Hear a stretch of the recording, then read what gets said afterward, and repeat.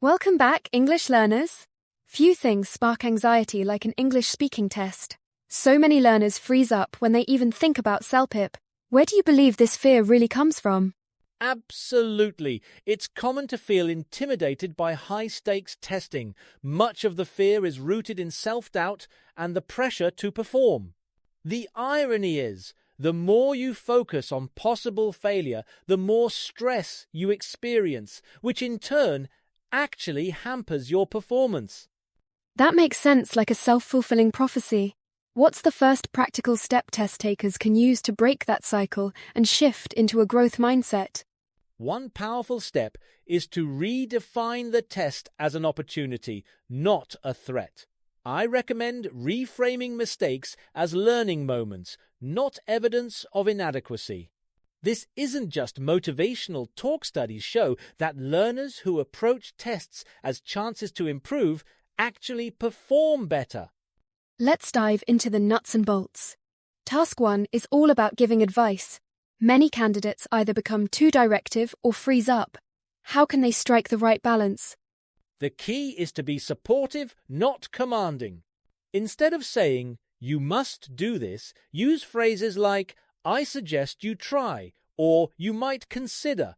This language shows empathy and encourages autonomy, which is more persuasive and natural. What if they're unsure about the topic or it's outside their experience? If you're uncertain, honesty is effective. Start by acknowledging your limited expertise, then offer simple, universally useful advice like making a pros and cons list, consulting someone experienced, or taking time to reflect. These patterns keep your response both relevant and compassionate. Moving on. Task 2 requires sharing a personal experience. Many people struggle to recall stories on the spot. What's your strategy for handling this pressure? Preparation is everything. Before the test, brainstorm a handful of versatile stories, maybe about a challenge, a memorable trip, or a big decision. Write them down and practice adapting them to different prompts. Remember, it's perfectly acceptable to combine or slightly modify stories to fit the question. How can someone make even a simple story sound compelling and relevant? Focus on vivid details and emotional resonance. Describe your feelings, the setting, and what you learned. Using specific phrases like, "I remember this like it was yesterday," or "it changed my outlook," helps paint a picture that sticks with listeners. Task 3 shifts gears. Describing a picture. Many candidates get overwhelmed by all the details. How do you recommend structuring their response? Start with the big picture, the main idea, or action. Then zoom in on 3-4 interesting details, such as what people are doing, their expressions, or the setting. Using spatial language like "in the foreground" or "on the left" helps organize your description logically. Is it better to describe everything or focus on a few key elements? Less is often more. It's more effective to provide rich detail about a few elements than to give a shallow overview of everything. Imagine you're a movie director, guiding the listener's attention to what makes the scene unique. Task 4 asks candidates to predict what will happen next in a scene. This can feel awkward. How can they make their predictions sound both logical and creative? Start with the most probable outcome, using future tenses. "I think the boy will." Then build on it with a reason or two, maybe referencing body language or context. If you run out of ideas, add a twist or unexpected event. Creativity is rewarded so long as it's plausible. Could you give an example of elevating a basic prediction with more detail? Absolutely. Rather than just saying, "The girl might leave the cafe," elaborate.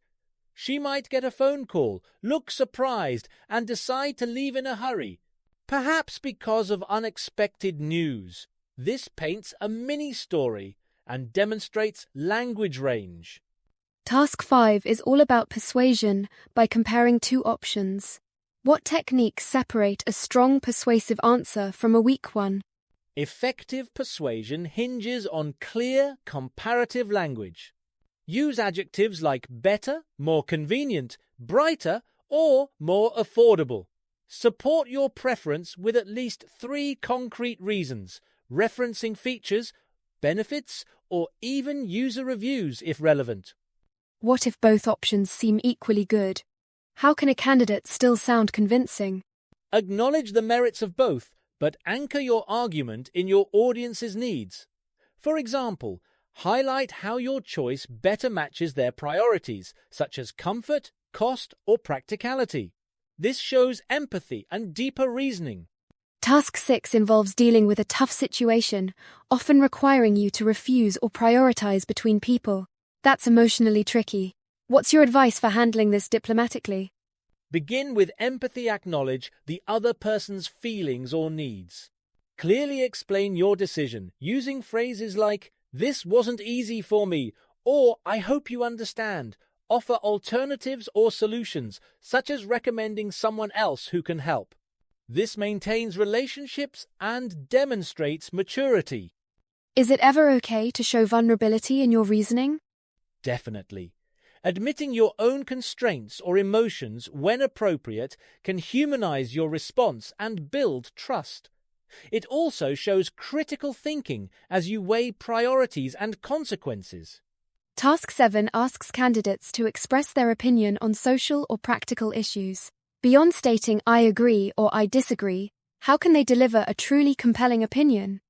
Depth comes from providing layered reasoning. Start with your stance, then support it with logical arguments, data, or personal experience. For instance, if you're discussing free public transit, mention economic factors, social equity, and environmental impact. This multi-dimensional approach shows sophistication. How should candidates handle topics they feel neutral or conflicted about?